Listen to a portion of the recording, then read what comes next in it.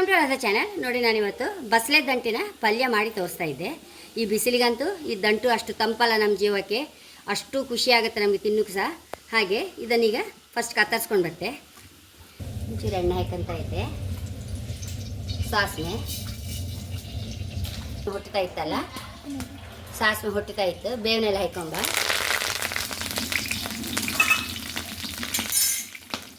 Cut ಮಾಡಿದ ದಡಿ ಹಾಕಂತ ಇದ್ದೆ.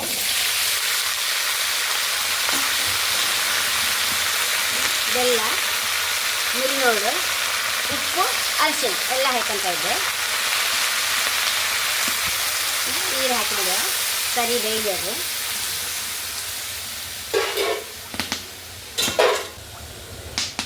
ಮಸಾಲೆಗೆ ಒಂಚೂರು ಎಣ್ಣೆ ಹಾಕೊಂಬ.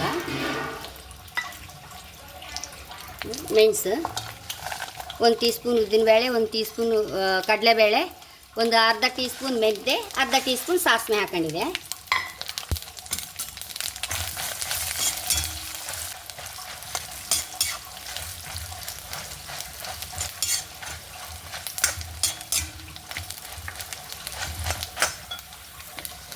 ಸಾಸಿವೆ ಹುಟ್ಟುತ್ತಾ ಇತ್ತು. ನೋಡಿ, 1 ಟೇಬಲ್ ಚಮಚ ಕೊತ್ತಂಬರಿ ಹಾಕೊಂಡೆ.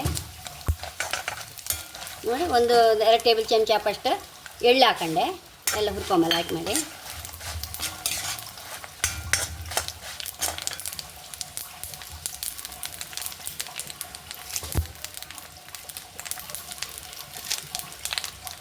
ಚೂರು ಬೇವನೆಲ್ಲ ಹಾಕೊಂಬ.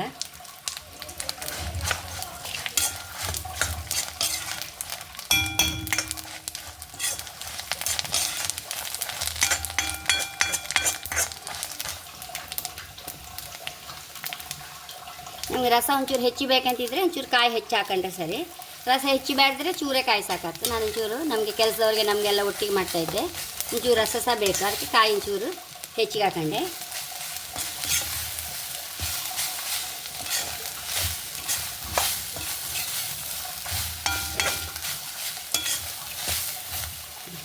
ಕಾಯಿ ಸಹ ಒಂಚೂರು ಹುರ್ಕೊಂಬ, ಒಳ್ಳೆ ಪರಿಮಳ ಆಯ್ತು ಮಸಾಲೆ.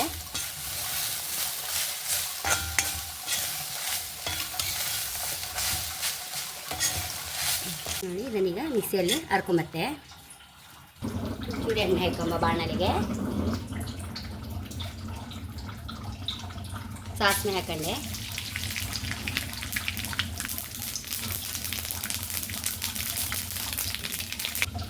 ಗೋಳ ಹಾಕೊಂಡ್ಬಿಡು. ಇದಕ್ಕೆ ಮಸಾಲೆ, ಅರ್ಧ ಮಸಾಲೆ ಅಷ್ಟೇ ಹಾಕೊಂಡ್ಬಿಡ್ತಾ ಇದ್ದೆ.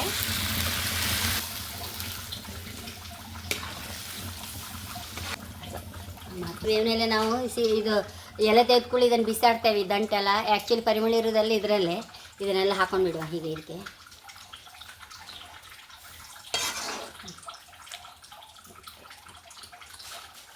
ಆಯ್ತಲ್ಲ ಮಸಾಲೆ.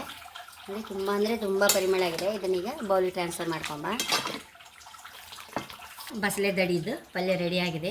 ಮೊದಲೇ ಹೇಳಿದಾಗೆ ನಮ್ಗೆ ನೀರು ಬೇಕಾದ್ರೆ ಒಂಚೂರು ಕಾಯಿ ಹೆಚ್ಚು ಹಾಕೊಂಡು ಹುಳಿ ಥರ ಮಾಡ್ಕೊಳ್ಬೋದು. ಪಲ್ಯ ಕಡೆಗೆ ಅಂದರೆ ಒಂಚೂರು ಕಾಯಿ ಕಡಿಮೆ ಹಾಕೊಂಡ್ರೆ ಪಲ್ಯ ಥರ ಆಗುತ್ತೆ. ಹಾಗೆ ನಾವು ತುಂಬ ಜನ ಇತ್ತು ಇವತ್ತು, 10-12 ಜನ ಇಪ್ಪುಕೊಯ್ ನಾನು ಒಂಚೂರು ಕಾಯಿ ಹಾಕಿ ಒಂಚೂರು ರಸ ಹೆಚ್ಚಿಗೆ ಮಾಡಿದೆ, ಅಷ್ಟೇ ವ್ಯತ್ಯಾಸ. ಹಾಗೆ ನನ್ನ ಚಾನಲ್ ಇಷ್ಟ ಸಬ್ಸ್ಕ್ರೈಬ್ ಮಾಡಿ, ಲೈಕ್ ಮಾಡಿ, ಕಾಮೆಂಟ್ ಮಾಡೋದಂತೂ ಮರಿಬೇಡಿ. Thank you.